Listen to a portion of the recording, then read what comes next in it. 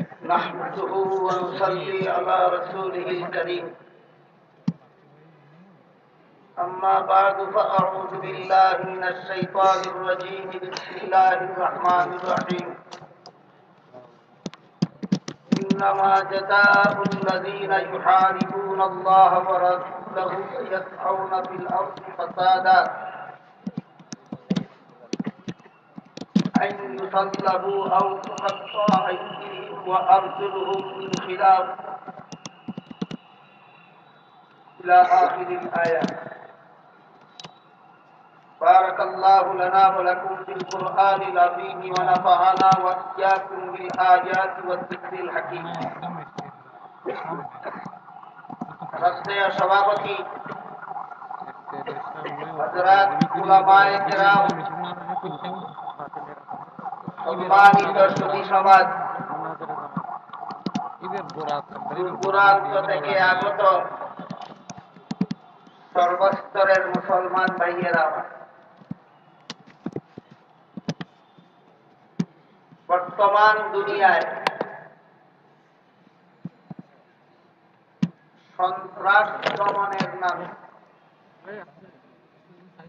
ইহুদি খ্রিস্টানেরা টার্গেট করে নিয়েছে মুসলমানদের।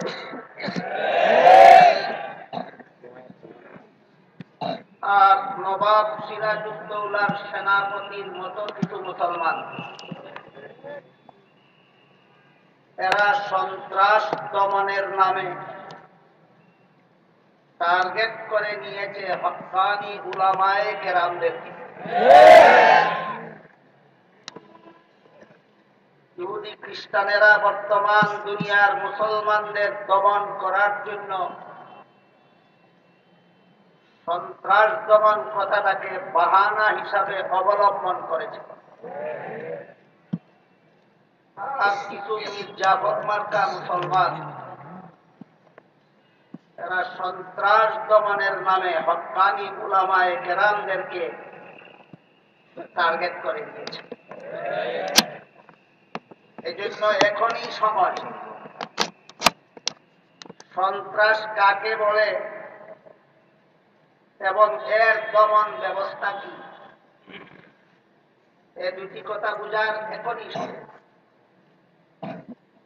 তাই আমি আপনাদের সামনে সন্ত্রাস কাকে বলে এবং এর দমন ব্যবস্থা কি মাত্র দুটি প্রশ্নের জবাব পেশ করার জন্য পবিত্র কুরআনের সূরা মায়েদা এর 33 নম্বর আয়াতাংশ তিলাওয়াত করেছি।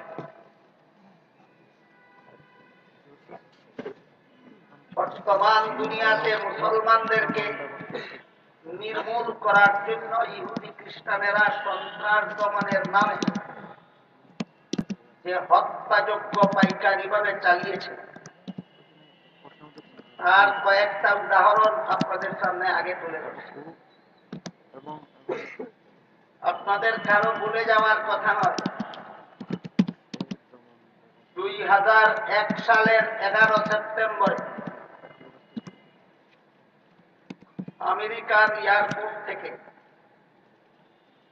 আমেরিকান প্যাসেঞ্জার নিয়ে আমেরিকান পাইলট আমেরিকান ফ্লাইট উড্ডীন করত আমেরিকান টুইন টাওয়ারে আঘাত করেছে। বুঝে থাকলে বলুন, কোন দেশের এয়ারপোর্ট থেকে গেল? আমেরিকা। কোন দেশের প্যাসেঞ্জার নিয়ে? আমেরিকা।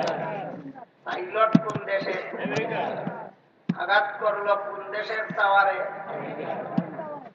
এর সাথে কোন দেশের মুসলমানের সম্পর্ক নাই? এর সাথে কোন মুসলমানের দেশে কোন মুসলমানের সম্পর্ক নাই। কিন্তু এর শুরু আনা দায়ভার ইহুদি খ্রিস্টানেরা গায়ের জুড়ে আফগানি মুসলমানদের ঘাড়ে চাপিয়ে দিল। আরো মজার ব্যাপার, এই টুইন টাওয়ারে কয়েক হাজার ইহুদি কর্মরত ছিল, কিন্তু ঘটনার দিন একটা ইহুদিও উপস্থিত ছিল না। এর মানেটা কি? ঘটনাটা যে ঘটবে তা তারা জানত না, তাদেরই পরিকল্পিত নাটক সাজালো দায়ভার মুসলমানদের ঘাড়ে চাপিয়ে সন্ত্রাস দমনের নামে মুসলমান নির্মূল করার নীল নকশায়। তারপর 2003 সালে সেই আমেরিকার তৎকালীন সরকারের সেনাবাহিনী, বুশের সেনাবাহিনী ইরাকি মুসলমানদের উপর কুকুরের মতো ঝাঁপিয়ে। আপনাদের জানা মতে এভাবে ঝাঁপিয়ে পড়ার মতো কোন অপরাধ ইরাকি মুসলমানেরা করেছিল? কোন অপরাধে? একটাই তাদের জিগির ছিল, সন্ত্রাস দমন করার জন্য। আফগানি মুসলমানদেরকে পাইকারি ভাবে হত্যা করলো সন্ত্রাস দমনের বাহানায়। ইরাকের নারী, শিশু, বৃদ্ধ, রোগী নির্বিশেষে পাইকারি ভাবে অসংখ্য মুসলমান শহীদ করল সন্ত্রাস দমনের নামে। সারা বিশ্বের বিবেকবানদের কাছ থেকে প্রশ্ন আসতে লাগলো, কোন অপরাধে তোমরা এভাবে হামলা চালাচ্ছ? এর কোন যুক্তিসঙ্গত জবাব দিতে না পেরে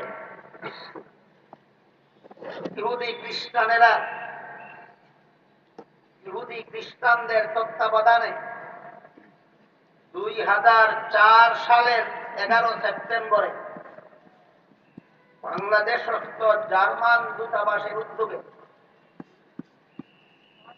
সন্ত্রাস দমন শিরোনামে একটা আন্তর্জাতিক সেমিনার অনুষ্ঠিত হয়।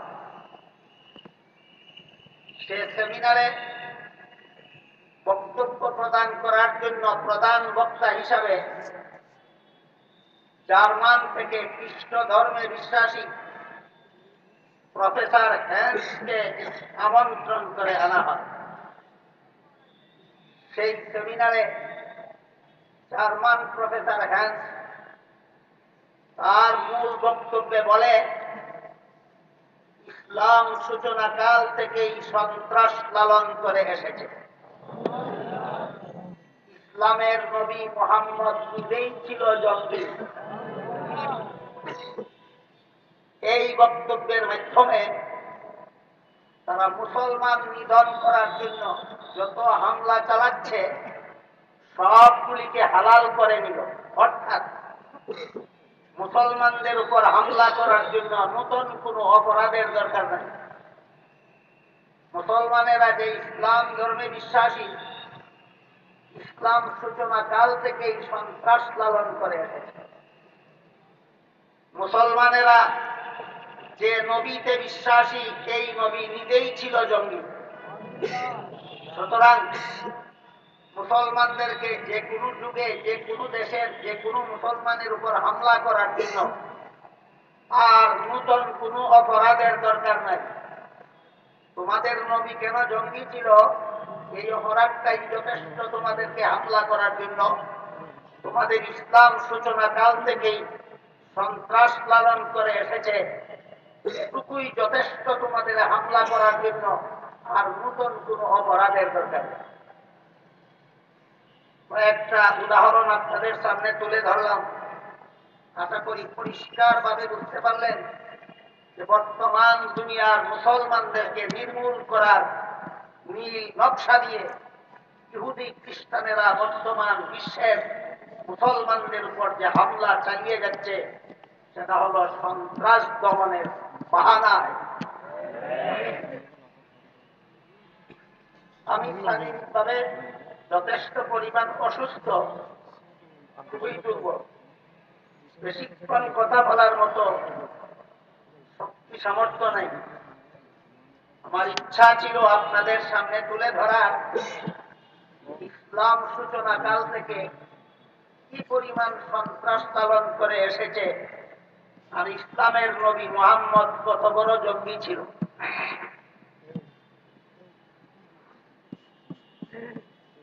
আপনাদের মুসলমান হিসাবে সকলের জানা থাকার কথা,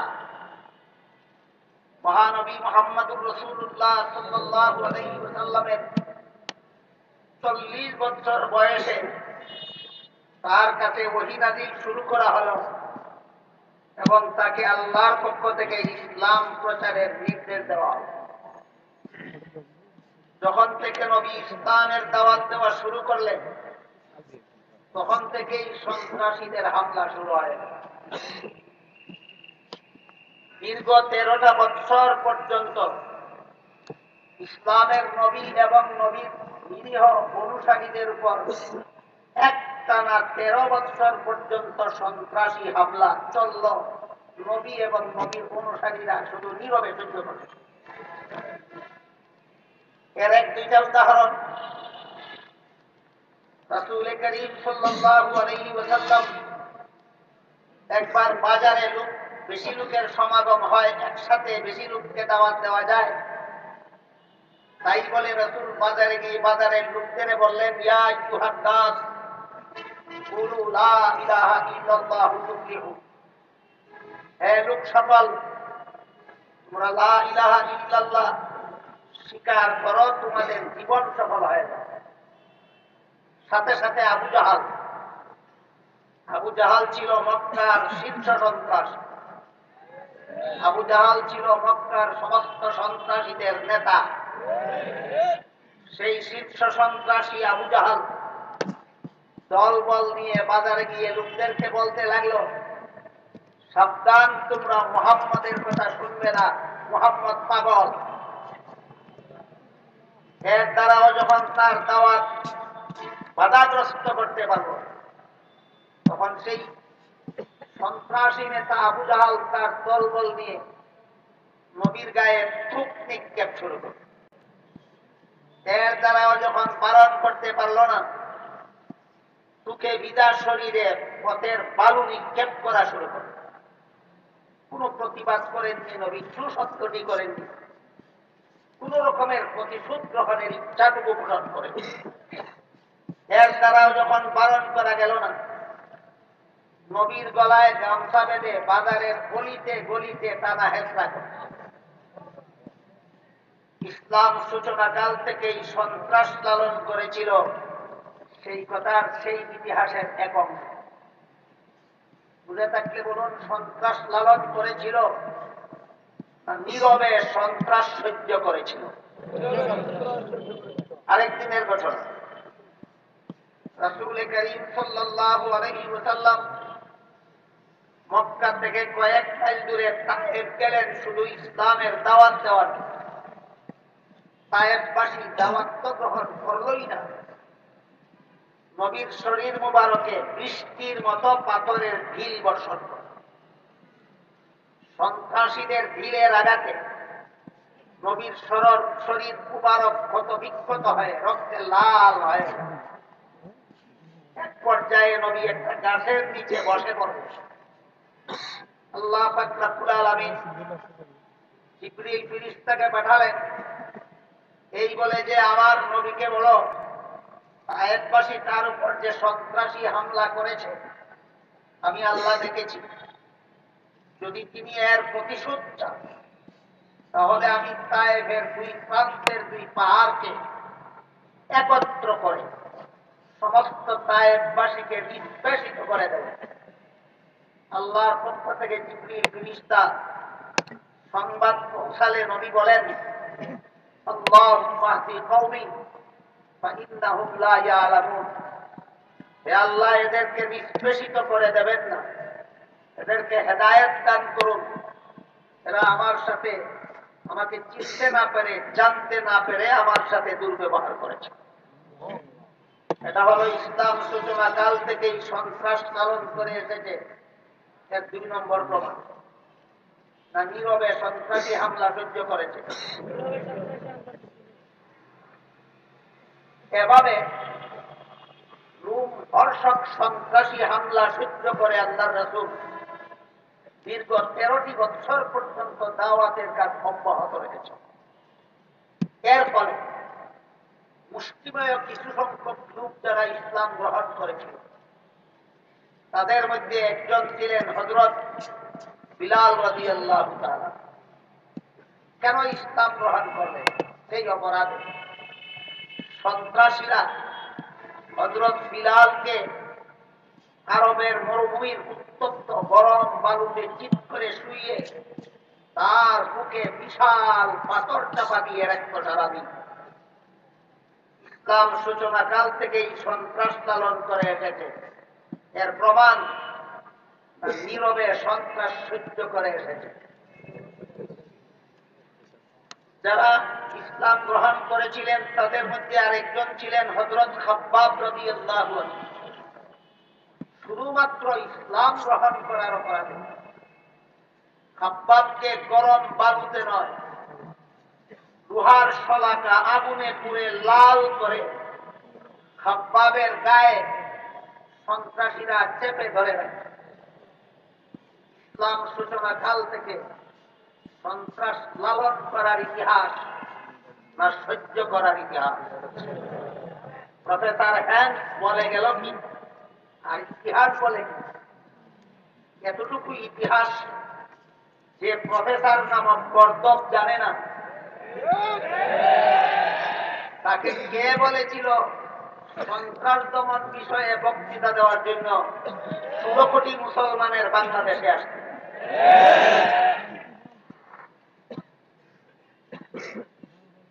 যে সমস্ত নিরীহ লোক ইসলাম গ্রহণ করেছিলেন তাদের মধ্যে একজন মহিলা ছিলেন হযরত সুমাইয়া রাদিয়াল্লাহু আনহা। শীর্ষ সন্ত্রাসী আবু জাহাল বর্ষা হাতে নিয়ে সুমাইয়া রাদিয়াল্লাহু আনহার লজ্জাস্থানে আঘাত করে শহীদ করেছে। ইসলাম সূচনাকাল থেকেই সন্ত্রাস লালন করার ইতিহাস না নীরবে সহ্য করার ইতিহাস? কতদিন পর্যন্ত সহ্য করলে? দীর্ঘ 13টি বছর। দীর্ঘ 13টি বছর পর্যন্ত সন্ত্রাসীদের এইরকম হামলা একতরফাভাবে নীরবে সহ্য করতে করতে আর সহ্য করতে না পেরে নবী তার অনুসারীদেরকে নিয়ে দেশান্তর হয়।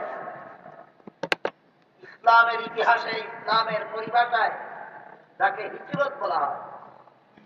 মক্কা শরীফ থেকে নবী হিজরত করে মদিনা শরীফ চলে। হিজরতের দ্বিতীয় বছর, আগের বছর দেশান্তর হয়ে মদিনায় গেলেন, পরের বছরই মক্কার থেকে শীর্ষ সন্ত্রাসী আবু জাহাল 950 অস্ত্র সজ্জিত সন্ত্রাসীকে দিয়ে মদিনায় রওনা হল হামলা করে। এবার আল্লাহর পক্ষ থেকে রাসূলের প্রতি নির্দেশ আসছে, আর একতরফা ভাবে সন্ত্রাস সহ্য করা নয়, এবার আপনাকে সন্ত্রাস দমন ব্যবস্থা গ্রহণ করতে হবে। সন্ত্রাস দমন ব্যবস্থা কি আর সন্ত্রাস কি আমরা একটু পরিষ্কার ভাবে চিনে নেই, তার পরবর্তী ঘটনা বোঝার চেষ্টা করি। বর্তমান দুনিয়াতে ইহুদি খ্রিস্টানরাই হোক আর মীর জাফর মার্কায় একদল মুসলমানই হোক, যারাই সন্ত্রাস দমনের নামে মুসলমানদের উপর হামলা চালাচ্ছে, ইসলামের উপর হামলা চালাচ্ছে, ইসলামী শিক্ষায় শিক্ষিত আলেমদের উপর হামলা চালাচ্ছে, ইসলামী শিক্ষার শিক্ষার্থী ছাত্রদের উপর হামলা করে বর্তমানে যে সমস্ত মীর জাফর মার্কা মুসলমানেরা শহীদ করে চলেছে, ইদানিং কালেও এইরকম কোন সন্ত্রাসী হামলা বাংলাদেশে হয়েছে? এই সেদিন মাত্র ব্রাহ্মণবাড়িয়া।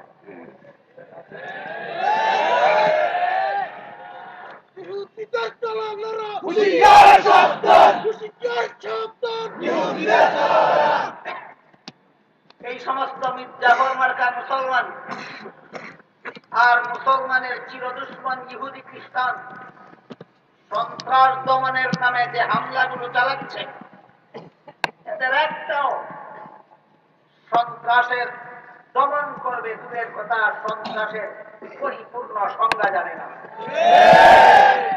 সন্ত্রাস কাকে বলে এই প্রশ্নের সঠিক জবাব দেওয়ার মতো যোগ্যতা এদের একটার মধ্যেও নেই। কারণ সন্ত্রাস দমন এদের আসল উদ্দেশ্য নয়, এদের একমাত্র উদ্দেশ্য ইসলাম এবং মুসলমান দমন করা। এই সমস্ত সন্ত্রাস দমনের নামে সন্ত্রাস পরিচালনাকারীদের চক্রান্ত থেকে আমাদের ঈমান রক্ষার স্বার্থে এখনই বোঝা দরকার সন্ত্রাস কাকে বলে এবং তার দমন ব্যবস্থা কি। মুফাসসিরিনে কেরাম লেখেন, তিনটা জিনিসের সমষ্টির নাম সন্ত্রাস। খুব ভালোভাবেই আমাদের সারা জীবন চরণ দেখা দরকার। তিনটা জিনিস একত্র হলে তাকে সন্ত্রাস বলা হয়। কোরআনের ভাষায় এই জিনিসটাকে বলে ফাসাদ ফিল আরদ, বাংলায় বলে সন্ত্রাস, ইংলিশে বলে টেরোরিজম। অপরাধটার নাম সন্ত্রাস, ইংলিশ নাম টেরোরিজম। কোরআনের ভাষায় ফাসাদ ফিল আরদ, অপরাধীর নাম সন্ত্রাসী, ইংলিশ নাম টেরোরিস্ট। কোরআনের ভাষায় বলে মুফসিদুনা ফিল আরদ। কোরআন কেন অপরাধটাকে ফাসাদ ফিল আরদ বলে? এই অপরাধীদেরকে কোরআনের ভাষায় মুফসিদুন ফিল আরদ কেন বলে? এর জবাবটাও বর্তমান সমাজের মুসলমানদের জন্য বুঝার স্মরণ রাখা অত্যন্ত জরুরি। এই অপরাধ, সন্ত্রাস নামের অপরাধ, তিন জিনিসের সমষ্টিগত নাম। একটা হলো দলবদ্ধতা, সুতরাং কোন মানুষ একা একা সন্ত্রাসী হতে পারে না। 2 নম্বর অস্ত্রের ব্যবহার, সুতরাং কোন দলবদ্ধ মানুষ অস্ত্র ছাড়া সন্ত্রাসী হতে পারে না। 3 নম্বরটা হলো নির্দোষের উপর হামলা, সুতরাং দোষীদের উপর হামলাকারী সন্ত্রাসী হতে পারে না। আমার কথা বুঝে থাকলে বলুন, কতটা জিনিসের সমষ্টিগত নাম সন্ত্রাস? দল বেঁধে অস্ত্র নিয়ে নির্দোষের উপর হামলা করার নাম সন্ত্রাস। দল বেঁধে অস্ত্র নিয়ে নির্দোষের উপর হামলা করার নাম সন্ত্রাস। সেদিন ব্রাহ্মণবাড়িয়া মাদ্রাসায় একটা লোক ঢুকেছিল না একদল? অস্ত্র ছাড়া না অস্ত্র নিয়ে? দোষীকে গুলি করে মারলো না নির্দোষ? তাহলে সন্ত্রাসী কারা? টুপিওয়ালারা, দাড়িওয়ালারা, লম্বা জামাওয়ালারা? বলুন, টুপিওয়ালা ঢুকেছিল সেদিন ব্রাহ্মণবাড়িয়া মাদ্রাসায় ছাত্রপণ করার জন্য? দাড়িওয়ালা ঢুকেছিল? লম্বা জামাওয়ালা ঢুকেছিল? তাহলে তোমরাই তো সন্ত্রাসী। টুপিওয়ালা,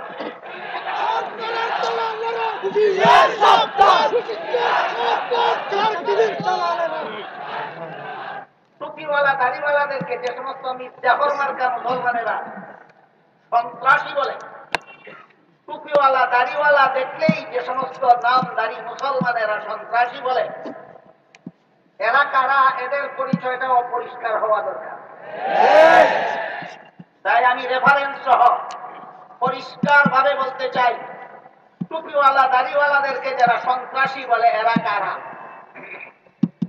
আমি আশা করি আপনাদের জানা থাকার কথা, উপমহাদেশের সমস্ত কওমি মাদ্রাসার প্রধান, কওমি মাদ্রাসার প্রথম মাদ্রাসা, সমস্ত কওমি মাদ্রাসার মডেল দারুল উলুম দেওবন্দ মাদ্রাসা।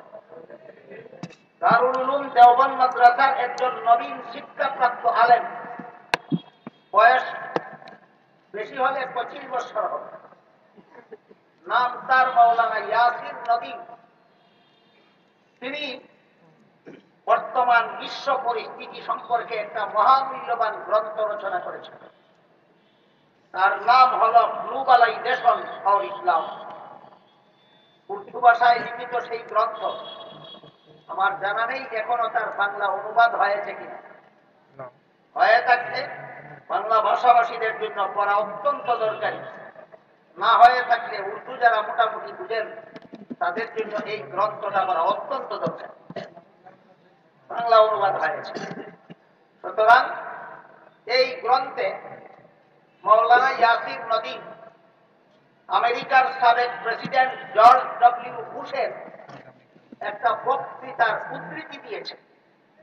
সেই বক্তৃতায় বুশ বলেছে, সারা দুনিয়ার সমস্ত পুরুষের চেহারাকে আমি দাড়ি মুক্ত অবস্থায় দেখতে চাই, আর সারা দুনিয়ার সমস্ত নারীদের চেহারাকে আমি পর্দা মুক্ত অবস্থায় দেখতে চাই। এখানে আমার একটা অভিমত আছে, সেটাও বলতে চাই।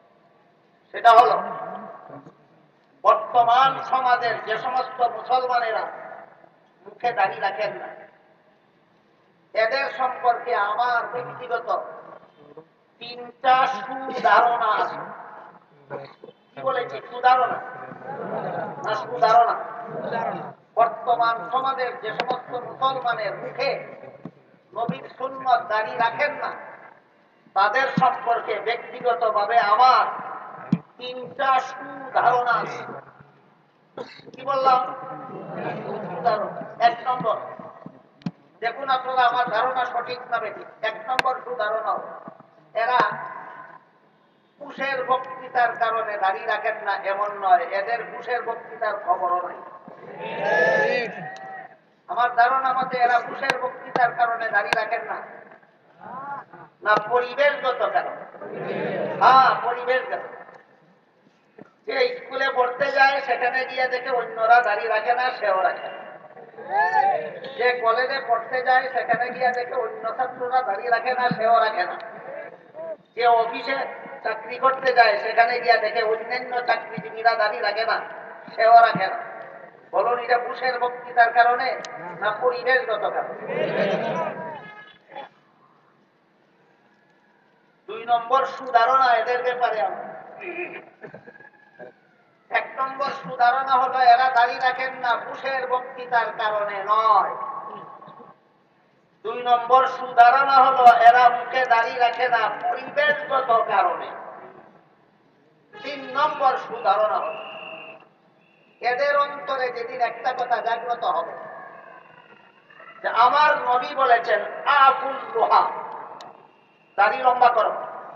বলুন, এটা আমার নবী বলেছেন না সমস্ত মুসলমানের? যে মুসলমানের মুখে দাড়ি নাই তার নবী নয়, না তারও নবী? যে মুসলমানের মুখে দাড়ি নাই তারও নবী বলেছেন দাড়ি লম্বা করো। কাজেই এই সমস্ত মুসলমানের অন্তরে যেদিন আসবে কথাটা, আমার নবী আমার মুখে লম্বা দাড়ি দেখতে পছন্দ করেন বলেই আমাকে দাড়ি লম্বা করো বলেছেন, পুষ লম্বা দাড়ি পছন্দ করে না বলেই দাড়ি মুক্ত চেহারা দেখতে চায়। সুতরাং এই সমস্ত মুসলমানদের অন্তরে যেদিন এই কথাটা জাগবে যে হাসরের মাঠে আমি পুষের পছন্দসই চেহারা নিয়ে দাঁড়াতে চাই, আমার নবীর পছন্দসই চেহারা নিয়ে দাঁড়াতে চাই, এই তুলনামূলক বিশ্লেষণ যেদিন তার অন্তরে ঢুকবে, সেদিন পুষের বক্তব্যে লাথি মেরে নবীর সুন্নতের নিদর্শন চেহারার দাড়ি লম্বা করবে। আমার কথা বুঝে থাকতে বলুন, আমাদের সমাজে যারা মুখে দাড়ি রাখেন না, এদের সম্পর্কে আমার ধারণাগুলি খারাপ না ভালো? 1 নম্বর ধারণা, এরা পুষের বক্তৃতার কারণে দাড়ি রাখেন না তা নয়। 2 নম্বর সুধারণা হলো, এরা পরিবেশগত কারণে দাড়ি রাখেন না। 3 নম্বর সুধারণা হলো, পুষ আমার দাড়ি মুক্ত চেহারা পছন্দ করে, আর আমার নবী আমার লম্বা দাড়ির চেহারা পছন্দ করে। সুতরাং পুষের পছন্দসই চেহারা নিয়ে নবীর সামনে হাসরের মাঠে দাঁড়াবো, না আমার নবীর পছন্দসই চেহারা নিয়ে নবীর সামনে হাসরের মাঠে দাঁড়াবো, সে কথা এদের অন্তরে যেদিন ঢুকবে, এরা নিজের থেকেই দাড়ি লম্বা করবে। এটা আমার সুধারণা। কিন্তু যারা দাড়িওয়ালা টুপিওয়ালা দেখতেই বলে সন্ত্রাস, এরা নিঃসন্দেহে ইহুদি খ্রিস্টানের দালাল। দাড়িওয়ালা টুপিওয়ালা দেখলেই যারা সন্ত্রাসী বলে এরা নিঃসন্দেহে সেই লাল কুত্তার গোষ্ঠীর দালাল।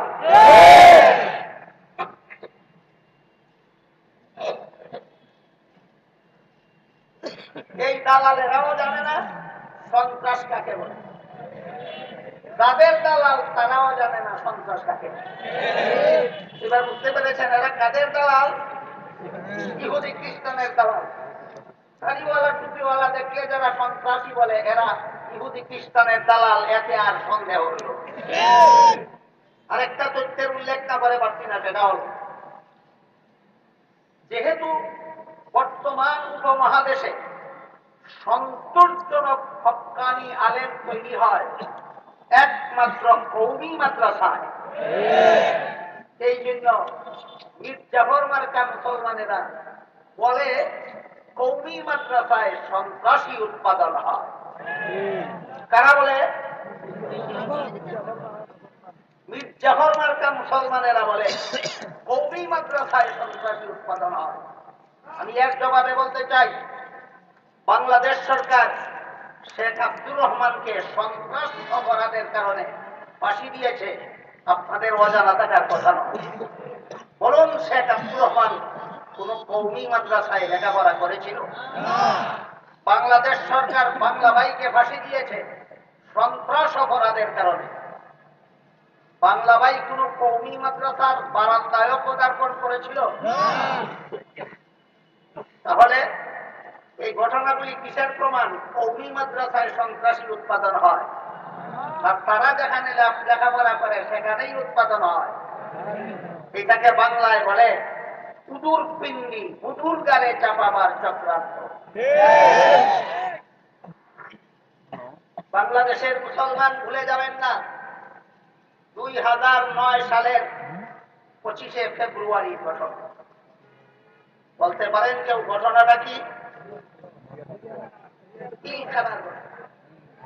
বাংলাদেশ সরকারের কোটি কোটি টাকা ব্যয়ে যে সমস্ত সেনা অফিসার তৈরি করা হয়েছে, এইরকম অর্ধ শতাধিক সেনা অফিসারকে যে সমস্ত বিডিআরেরা একদিনে হত্যা করেছিল, সেটা কোন সন্ত্রাসী কর্মকাণ্ড নয়, জঘন্যতম সন্ত্রাসী কর্মকাণ্ড। এই সমস্ত বিডিআরদের একটাও কওমি মাদ্রাসা পড়ুয়া ছিল না। সুতরাং পরিষ্কার ভাবে প্রমাণ হচ্ছে সন্ত্রাসী অবশ্যই উৎপাদন হয় বাংলাদেশে, কওমি মাদ্রাসায় নয়, এর বাইরে। এত সব ঘটনা সন্তানিক সহজাদের মনে থাকবে না। তাদের উদ্দেশ্যে বলতে চাই, একটা ঘটনা আছে সেটা যার মনে থাকবে না সে বাঙালি হতে পারে না, আর বাঙালি সেই ঘটনা বলতে পারে না। সেটা হলো বঙ্গবন্ধু হত্যার ঘটনা। বলুন, বঙ্গবন্ধু হত্যার কথাটা যে ভুলে যায় সেও বাঙালি হতে পারে? আর যে বাঙালি সেও বঙ্গবন্ধু হত্যার ঘটনা ভুলে যেতে পারে? বঙ্গবন্ধু হত্যাকারীরা হত্যা করার সময় টুপিওয়ালা ছিল না দাড়িওয়ালা ছিল? না কওমি মাদ্রাসা পড়ুয়া ছিল? বঙ্গবন্ধু হত্যাকারীরা বঙ্গবন্ধুকে হত্যা করার সময় টুপিওয়ালাও ছিল না, দাড়িওয়ালাও ছিল না, লম্বা জামাওয়ালাও ছিল না, কওমি মাদ্রাসা পড়ুয়াও ছিল না। এই সমস্ত ঘটনা প্রমাণ করে কওমি মাদ্রাসায় সন্ত্রাসী উৎপাদন হয়। বলে কেন? কুদুর পিণ্ডি, কুদুর গাড়ে চাপাবার জন্য।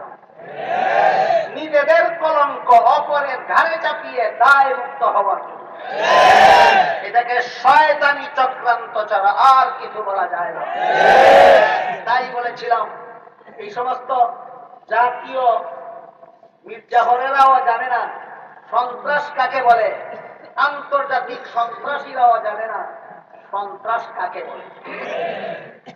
এই জন্য আপনাদের মনে রাখা দরকার, 3 জিনিসের সমষ্টির নাম সন্ত্রাস। 1 নম্বর দলবদ্ধতা, 2 নম্বর অস্ত্রের ব্যবহার, 3 নম্বর নিরপরাধের উপর হামলা। যদি মনে রাখতে পারে কারা কারা সন্ত্রাসী চিহ্নিত করতে কোনো অসুবিধা হবে না। কেন বলেন, বাংলাদেশের হেফাজতে ইসলামের আমিরের সাথে যারা আছেন তারা কতজন অস্ত্রধারী? নির্দোষের উপর কে হামলা করে? তাহলে অস্ত্রধারী, দলবদ্ধ অস্ত্রধারীদের হামলার শিকার তো হেফাজতে ইসলামের কর্মীরাই। 13 বৎসরের মক্কি জিন্দেগিতে রাসূল করিম সাল্লাল্লাহু আলাইহি ওয়াসাল্লাম তার সঙ্গী সাথী নিয়ে যেমন ভাবে একতরফা সন্ত্রাসী হামলার শিকারে পরিণত হয়েছিলেন, বর্তমান বাংলাদেশ হেফাজতে ইসলামের কর্মীরাও একতরফা ভাবে সেই নবীর মক্কি জিন্দেগির সুন্নাত পালনে একতরফা ভাবে সন্ত্রাসীদের হামলার শিকার।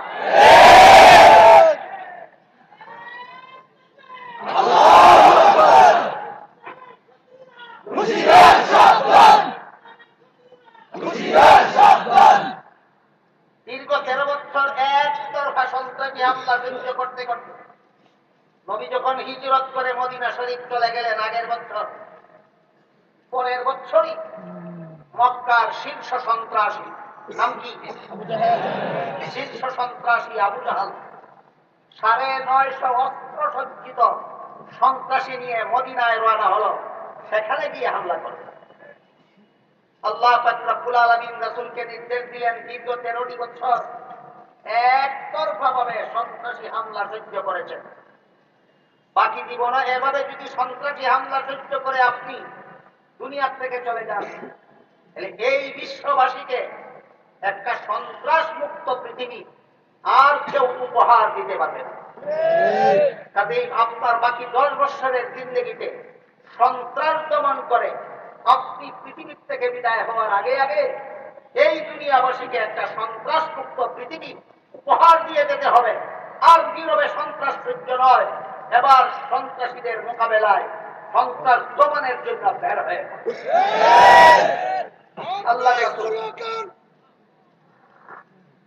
আল্লাহর রাসূল মাত্র 313 জন প্রায় নিরস্ত্র। 313 জন প্রায় নিরস্ত্র। বলুন সন্ত্রাসীরা কতজন? 950। নিরস্ত্র না অস্ত্রধারী? সন্ত্রাস দমনের জন্য নবী যাদেরকে নিয়ে বের হলেন তাদের সংখ্যা কত? 313। তাদের মতো অস্ত্রধারী না প্রায় নিরস্ত্র? প্রায় নিরস্ত্র 313 জন নিয়ে বের হয়ে গেলেন সন্ত্রাস দমনের। এইভাবে সন্ত্রাস দমনের পদ্ধতিটাকে ইসলামের পরিভাষায় জিহাদ বলা হয়। জাতীয় এবং আন্তর্জাতিক সন্ত্রাসীরা খুব ভালো রকম জানে যে ইসলামের জিহাদ বিধান সন্ত্রাস দমনের সফল ব্যবস্থা। জাতীয় মির্জাফরেরাও জানে ইসলামের সন্ত্রাস বিধান, ইসলামের জিহাদ বিধান সন্ত্রাস দমনের সফল ব্যবস্থা। আন্তর্জাতিক সন্ত্রাসীরাও জানে ইসলামের জিহাদ বিধান সন্ত্রাস দমনের সফল ব্যবস্থা। এই জন্য এই সমস্ত জাতীয় সন্ত্রাসী এবং আন্তর্জাতিক সন্ত্রাসী উভয় দল সন্ত্রাসী মিলে ইসলামের জিহাদ বিধানকেই সন্ত্রাস নামে অপপ্রচার চালাচ্ছে। যেই পুলিশ ছিল চোর ধরার দায়িত্বশীল, সেই পুলিশের বিরুদ্ধে চুরির অপবাদ কেন? নির্বিঘ্নে চুরির কাজ চালাবার জন্য। তেমনি ভাবে যেই জিহাদ ছিল সন্ত্রাস দমনের সফল ব্যবস্থা, এই জিহাদের বিরুদ্ধে সন্ত্রাসের অপবাদ কেন? অবাধে সন্ত্রাস চালাবার জন্য। এই ব্যাপারটাকে মুফাসসিরিনে কেরাম তাফসীরের কিতাবে এমন চমৎকার উদাহরণ দিয়ে বলেছেন, আমি আপনাদের সামনে অতি সংক্ষেপে তুলে ধরার চেষ্টা করি। মুফাসসিরিনে কেরাম লেখেন, মানুষের শরীরে একটা দুরারোগ্য রোগ হয়, অত্যন্ত জটিল রোগ, কঠিন রোগ। রোগটার নাম হলো ক্যান্সার। আপনারা কি জানেন ক্যান্সার একটা সাধারণ রোগ? মারাত্মক।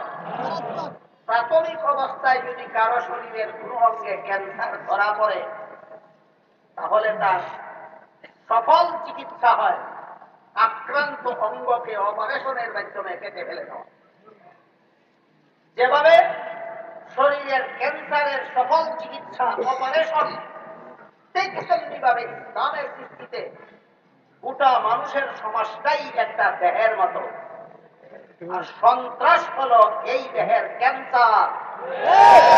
ইসলামের পবিত্র জিহাদ বিধান এই ক্যান্সারের অপারেশন। চিন্তা কথা মনে রাখুন, গোটা মানুষের সমাজটাই একটা দেহের মতো। 2 নম্বর, সন্ত্রাস হলো এই দেহের ক্যান্সার, আর ইসলামের জিহাদ বিধান এই ক্যান্সারের অপারেশন। বুঝে থাকতে বলুন, জেহাদই সন্ত্রাস, সন্ত্রাসই জাহাদ, নাকি সন্ত্রাস দমনের সকল ব্যবস্থা জাহাদ? তবে সন্ত্রাস দমনের জন্য রাসূল 13 বৎসরের মক্কি জিন্দেগিতে একটা জেহাদও করলেন। 10 বৎসরের মাদানী জিন্দেগিতে প্রসিদ্ধ বিবরণ মতে ৬৬টা জেহাদ পরিচালনা করেছেন। 13 বৎসরের মক্কি জিন্দেগিতে আমি কয়েকটা উদাহরণ আপনাদের সামনে পেশ করেছি। রুম ভরসকভাবে রাসূল একতরফা সন্ত্রাসী হামলা সহ্য করেছেন। দমন করার জন্য একটা জেহাদও করলেন না কেন? এই প্রশ্নের জবাবটাও অত্যন্ত গুরুত্বপূর্ণ, আমাদের সকলের মনে রাখা দরকার। আর 10 বৎসরের মদনী জিন্দেগিতে ৬৬টা জেহাদ পরিচালনা করলেন কেন? 23টা জেহাদে রাসূল নিজেই উপস্থিত ছিলেন, 43টা জেহাদে রাসূল সেনাবাহিনী পাঠিয়েছিলেন। যে সমস্ত নামদারি মুসলমানেরা ইসলামের জেহাদকে সন্ত্রাস বলে, এদেরকে জিজ্ঞাসা করতে চাই, সত্যই যদি তুমি মুসলমান হয়ে থাকো, বলো ইনি তোমার নবী কিনা? যিনি 10 বৎসরে ৬৬টা জেহাদ পরিচালনা করলেন, ইনি তোমার নবী কিনা? যদি বলো তোমার নবী, তুমি বলো জেহাদের নাম সন্ত্রাস, তাহলে তোমার নবী সন্ত্রাসী হতে পারে, কোন মুসলমানের নবী সন্ত্রাসী নয়।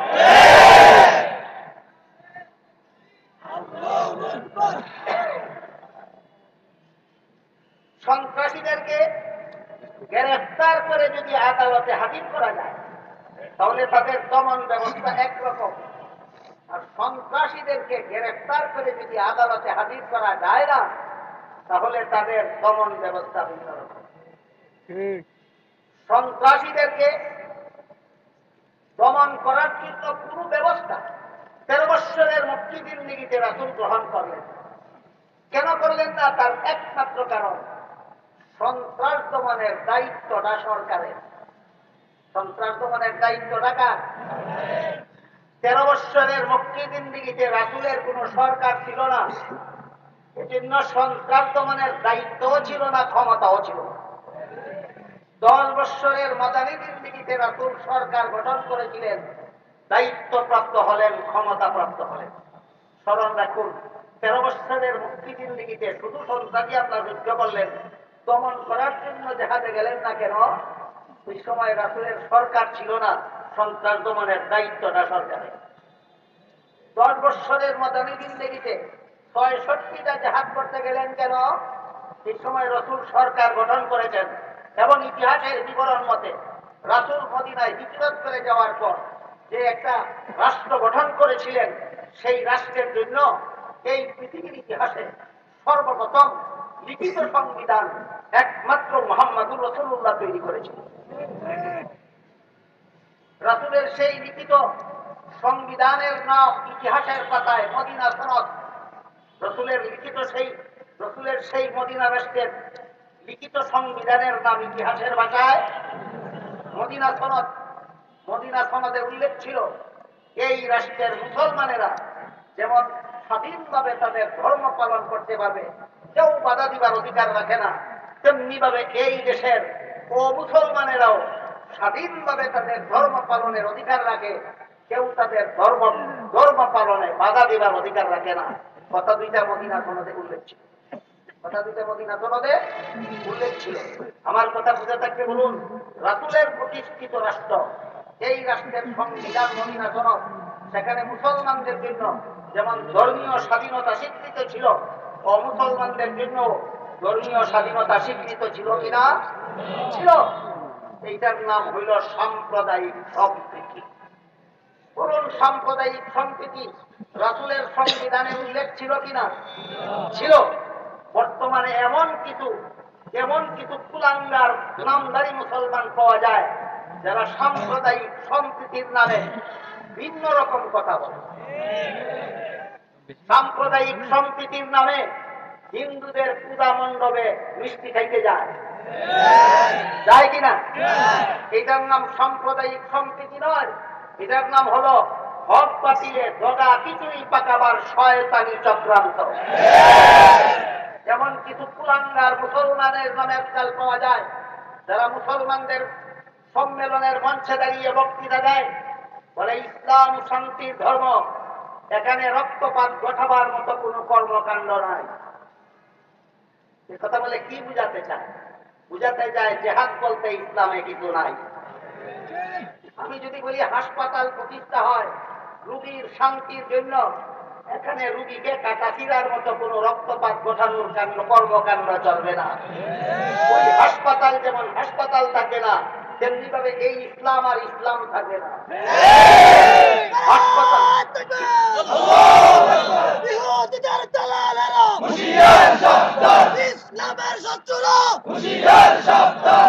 হাসপাতালকে যদি হাসপাতালের স্থানে রাখতে হয়, তাহলে যে রোগীকে অপারেশন করার দরকার, যতই রক্তপাত হোক তার অপারেশন করতেই হবে।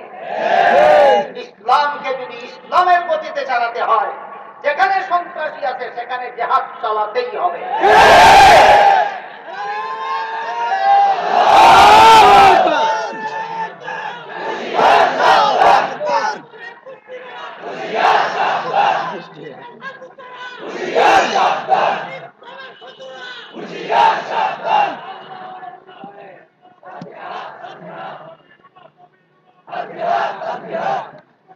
ভাইয়েরা আমার, ইসলামের দৃষ্টিতে সন্ত্রাস দমন ব্যবস্থা দুই রকম, একটা হলো আদালতে আর একটা হলো জেহাদের ময়দানে।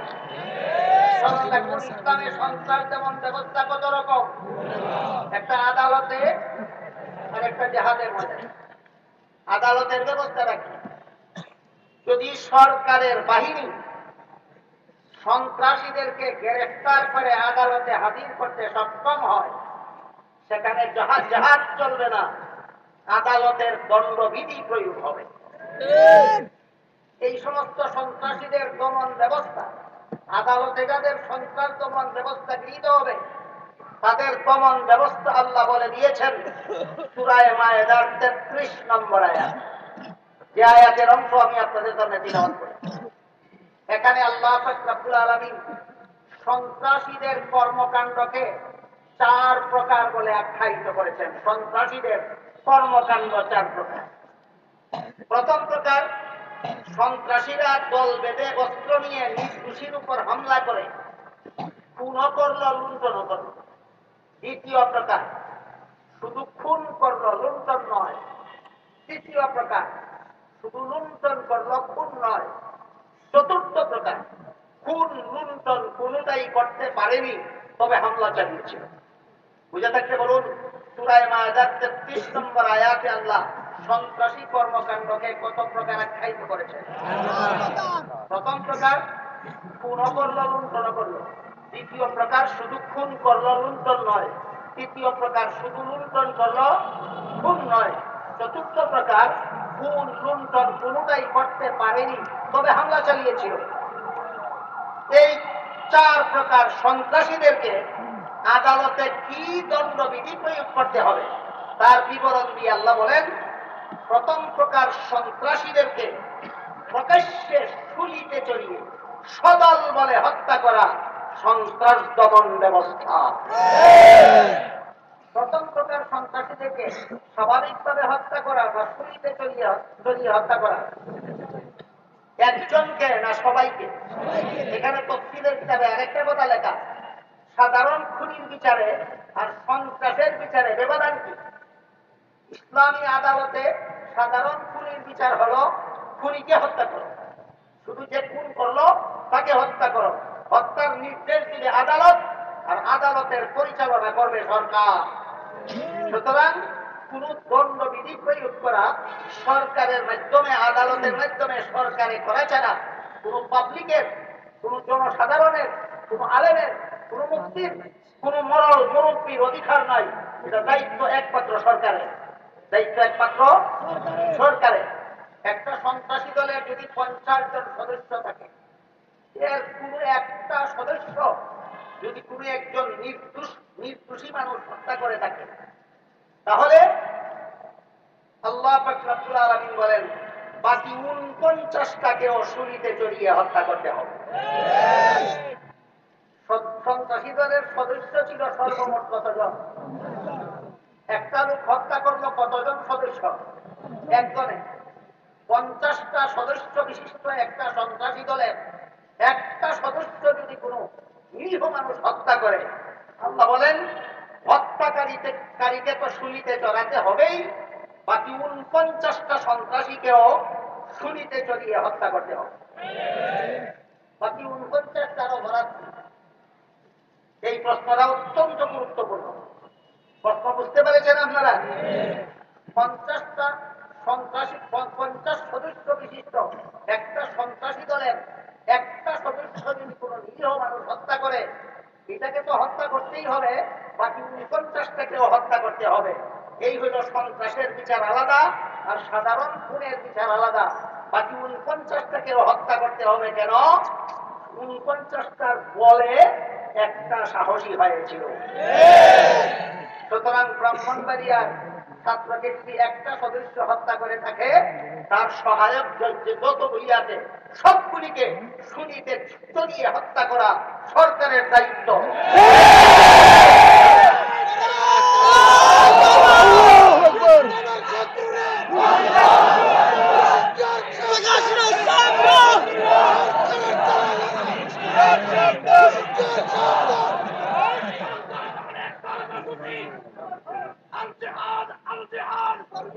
বুঝে থাকলে এবার বলুন,